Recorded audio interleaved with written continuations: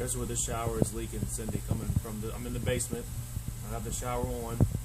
You can see that stream of water coming down where the shower was installed at. I'm going to try to get you a clearer picture. 1 second.